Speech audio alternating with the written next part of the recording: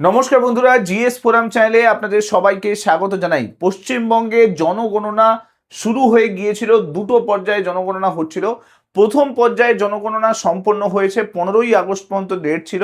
অনেকেই আপনারা form fill up করেননি, তাই চিন্তায় আছেন যে জনগণনার মধ্যে আপনার নাম নথিভুক্ত হয়েছে কিনা। দেখুন, দ্বিতীয় পর্যায়ে জনগণনা শুরু হতে চলেছে এবং নতুন করে গেজেট নোটিফিকেশন কেন্দ্রীয় সরকারের তরফ থেকে পাবলিশ করা হয়েছে, যেখানে 40টি ইনফরমেশন আপনাকে দিতে হবে এবং সেই তথ্যগুলো আপনাকে রেডি রাখতে হবে। যখন জনগণনা করার জন্য আধিকারিকরা আপনাদের বাড়িতে আসবে, তখন সেই 40টি ইনফরমেশন আপনার কাছ থেকে জানতে চাইবে। সেই ডিটেলস সম্পূর্ণভাবে রেডি করে রাখুন, যখনই এই জনগণনা করতে আসবে, যাতে আপনি ডিটেলসটা দিতে পারেন। তো চলুন, আজকের এই ভিডিওতে আমি ওই 40টা ইনফরমেশন আপনাদের সঙ্গে শেয়ার করে দেবো। যে 40টা ইনফরমেশন এই নোটিফিকেশনে চাওয়া হয়েছে, সেগুলো সম্পূর্ণ ডিটেলস এই ভিডিওটার মধ্যে থাকবে।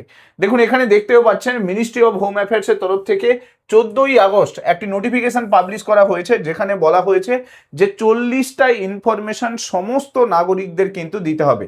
তার মধ্যে যেরকম ব্যাংক অ্যাকাউন্টের ডিটেলস থেকে শুরু করে, আধার নাম্বার থেকে শুরু করে, ভ্যাকসিন ডিটেলস থেকে শুরু করে সম্পূর্ণ ইনফরমেশন, এই ডিটেলসগুলো দেখে রাখুন, তৈরি করে রাখুন। যখনই আধিকারিকরা আসবে, আপনারা যাতে হাতে হাতে ইনফরমেশনগুলো শেয়ার করতে পারেন। আমি এক এক করে আপনাদের সঙ্গে শেয়ার করি। প্রথম যে ইনফরমেশন, 40টা ইনফরমেশন চাওয়া হয়েছে। ফার্স্ট ইনফরমেশন যেটা, সেটা হচ্ছে সংশ্লিষ্ট ব্যক্তির নাম লাগবে, অর্থাৎ যিনি ফর্মটা ফিল আপ করেছেন তার কিন্তু নাম, এবং তার সঙ্গে সঙ্গে পরিবারের বাকিদের নামও কিন্তু রেডি করে রাখবেন। যিনি ফর্মটা ফিল আপ করছেন তার সঙ্গে পরিবারের প্রধানের কি সম্পর্ক রয়েছে, অর্থাৎ আপনার পরিবারের যে হেড রয়েছে তার সঙ্গে কি সম্পর্ক রয়েছে, সেটা রাখতে হবে। এরপরে যেটা লিঙ্গ জিজ্ঞেস করা হয়েছে, অর্থাৎ আপনি মহিলা পুরুষ কি রয়েছেন, সেটা কিন্তু আপনাকে মেনশন করতে হবে। জন্ম তারিখ ও বয়স মেনশন করতে হবে, এবং বর্তমানে বৈবাহিক অবস্থা কি অবস্থায় রয়েছে, আপনি বিবাহিত রয়েছেন, বিবাহিত হননি, কি ব্যাপার অবস্থায় রয়েছে, সেটা কিন্তু আপনাকে এই ফর্মের মধ্যে মেনশন করতে হবে। এছাড়া বলা হয়েছে যে তার সঙ্গে সঙ্গে আপনি যদি দেখেন, বিবাহের সময় এবং বয়স সেটা কিন্তু মেনশন করতে হবে। স্বামী স্ত্রী, যদি স্বামী ফিল আপ করছেন তাহলে আপনার নাম মেনশন করতে হবে, স্ত্রীর নাম মেনশন করতে হবে। যদি স্ত্রী ফিল আপ করছেন তাহলে স্বামীর নাম মেনশন করতে হবে। আপনার জাতীয়তা কি আছে, অর্থাৎ ন্যাশনালিটি কি আছে, সেটা মেনশন করতে হবে। ধর্ম কি রয়েছে সেটা মেনশন করতে হবে। আপনি যদি এসসি বা এসটি সম্প্রদায়ভুক্ত হন তাহলে সেটা মেনশন করতে হবে। এইখানে যে ফর্মটা দেওয়া থাকবে, সেই ফর্মে কিন্তু টিক চিহ্ন মারার অপশান কিন্তু থাকবে। যখন আধিকারিকরা আসবে, তখন কিন্তু আপনারা এই ফর্মটা ফিল আপ করে জমা করতে হবে। এরপরে আসি, যেরকম আপনার পিতার বিবরণ, অর্থাৎ পিতার নাম, বয়স, শিক্ষার স্তর, পেশা সমস্ত কিছু দিতে হবে। মাতার বিবরণও দিতে হবে। প্রতিবন্ধকতা রয়েছে কিনা, সেই প্রতিবন্ধকতার সম্বন্ধে জিজ্ঞেস করা হয়েছে। মাতৃভাষা জানেন কি জানেন না, সেগুলো সম্বন্ধে ডিটেলস চাওয়া হয়েছে। এছাড়া সাক্ষরতা বা ডিজিটাল সাক্ষরতার অবস্থা কি অবস্থায় আছে, আপনি কতদূর পর্যন্ত পড়াশুনো করে রেখেছেন, আপনার ডিজিটাল লিটারেসি রয়েছে কিনা, সেগুলো ইনফরমেশন চাওয়া হয়েছে।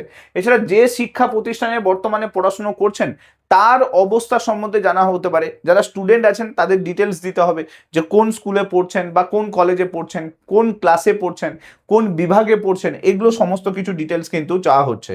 এছাড়া আরও দেখুন, 17 নম্বরে যেটা খুব গুরুত্বপূর্ণ বিষয়, শিক্ষাগত যোগ্যতা এবং তার যেটা শাখা, সেটা কিন্তু দিতে হবে। মাধ্যমিক, উচ্চ মাধ্যমিক, গ্র্যাজুয়েশন, পোস্ট গ্র্যাজুয়েশন কি রয়েছে সেটা দিতে হবে। গত 1 বছরে যে কোনো সময় কাজ করেছেন কিনা, সেই ইনফরমেশনও দিতে হবে। অর্থাৎ আপনি এমপ্লয়মেন্টে পার্টিসিপেট করেছেন কিনা, ইয়েস অর নো, সেটা 1 বছরের মধ্যে সেটা জানাতে হবে। এই মুহূর্তে আপনি কি করছেন, কোন কাজে যুক্ত আছেন, সেই বিষয়ে, অর্থাৎ আপনার যে অর্থনৈতিক কার্যকলাপ, সেক্ষেত্রে কিন্তু ইনফরমেশন প্রোভাইড করতে হবে। পেশা কি রয়েছে, আপনার মূল কাজ কি, আপনি বর্তমানে কি করছেন, সেই পেশাটা কিন্তু দিতে হবে। কেউ শিক্ষক আছেন, কেউ কৃষক আছেন, কেউ বিজনেস করছেন, যা কিছু রয়েছে সেটা কিন্তু দিতে হবে।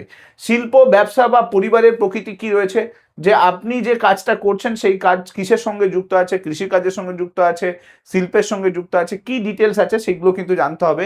অর্থাৎ যে কাজের সঙ্গে আপনি যুক্ত আছেন তার ইনফরমেশন কিন্তু লাগবে। এছাড়া বলা হয়েছে, কর্মীর শ্রেণী সম্বন্ধে জিজ্ঞেস করা হয়েছে, আপনি কোন পদে রয়েছেন সেই ডিটেলসটা আপনাকে দিতে হবে।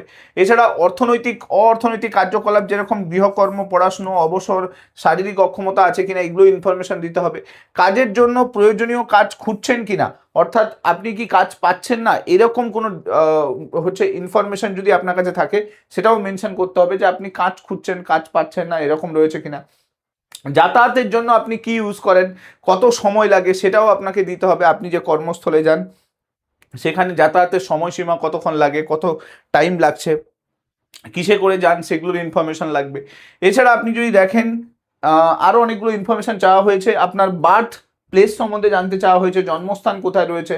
সর্বশেষ আপনি যদি ভাড়াটে আছেন তাহলে সর্বশেষ বাসস্থানের স্থান কি রয়েছে, অর্থাৎ জনগণনার আগে আপনি কোথায় থাকতেন, এখন কোথায় আছেন, এগুলো দিতে হবে। যদি আপনি মাইগ্রেট করে অন্য একটা জায়গায় চলে যান, মানে ধরুন আপনার বাড়ি আছে, আমি ধরলাম যে বীরভূমে বাড়ি আছে, আর আপনি কলকাতাতে চলে এসেছেন, কলকাতাতে রেন্টে থাকছেন, তাহলে সেইখানে আপনার অভিবাসনের কারণ কি রয়েছে, মানে কেন আপনি শিফট করেছেন, সেই ডিটেলসও আপনাকে শেয়ার করতে হবে। অভিবাসনের পর থেকে ওই গ্রাম বা বসবাসের সময়কাল কত, মানে জবে থেকে আপনি চলে এসছেন কলকাতাতে, তো কলকাতাতে কতদিন ধরে আছেন, অর্থাৎ সেমভাবে মানে যেখান থেকে আপনি চলে আসবেন কত দিন এখানে আছেন সেই ডিটেলসও আপনার কাছে থাকা দরকার। আপনার স্থায়ী ঠিকানা কি রয়েছে সেই স্থায়ী ঠিকানা কিন্তু চাওয়া হয়েছে। এছাড়া আপনি যদি দেখেন আরও অনেকগুলো ইনফরমেশন, যেরকম বর্তমানে জীবিত সন্তানের সংখ্যা কতগুলো রয়েছে, যদি আপনার সন্তান থাকে তাহলে কতজন রয়েছে সেটা জানাতে হবে। জীবদ্দশায় মোট কতজন সন্তানের জন্ম দিয়েছেন সেটাও কিন্তু ইনফরমেশন চাওয়া হয়েছে, অর্থাৎ টোটাল আপনার ছেলে মেয়ে মিলিয়ে টোটাল কতজন আছে সেটা জানাতে হবে। গত 1 বছরে কতজন সন্তানের জন্ম দিয়েছেন, মানে 1 বছরের মধ্যে কতজন সন্তান হয়েছে সেটা জানাতে হবে। যদি থাকে সেটা ইনফরমেশন দিতে হবে, যদি না থাকে না বলবেন। কোভিড-19 টিকাকরণের স্থান কোথায় রয়েছে, আপনি কি কোভিড-19 নিয়েছেন সেটা জানা হচ্ছে। অ্যান্ড অলসো যদি নিয়ে থাকেন তাহলে আপনার পাশাপাশি কোন এরিয়াতে, কোন জায়গায় গিয়ে আপনি কোভিড-19টা নিয়েছেন, টিকাটা নিয়েছেন, সেই ইনফরমেশনও কিন্তু চাওয়া হয়েছে।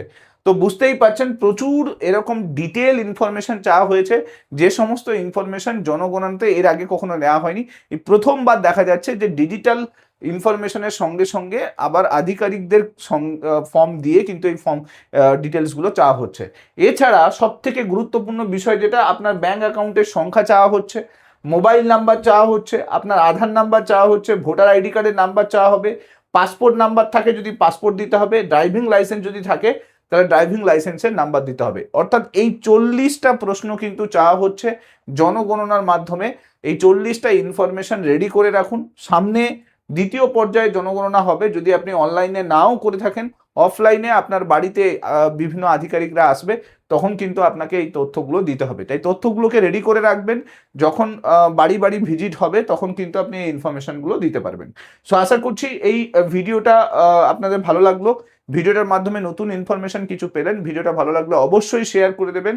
চ্যানেলটাতে নতুন হয়ে থাকলে সাবস্ক্রাইব করে নেবেন এবং অবশ্যই ভিডিওগুলোকে শেয়ার করতে ভুলবেন না। Thank you so much. Next ভিডিওতে আপনার সঙ্গে আবার দেখা হচ্ছে। Till then, bye by.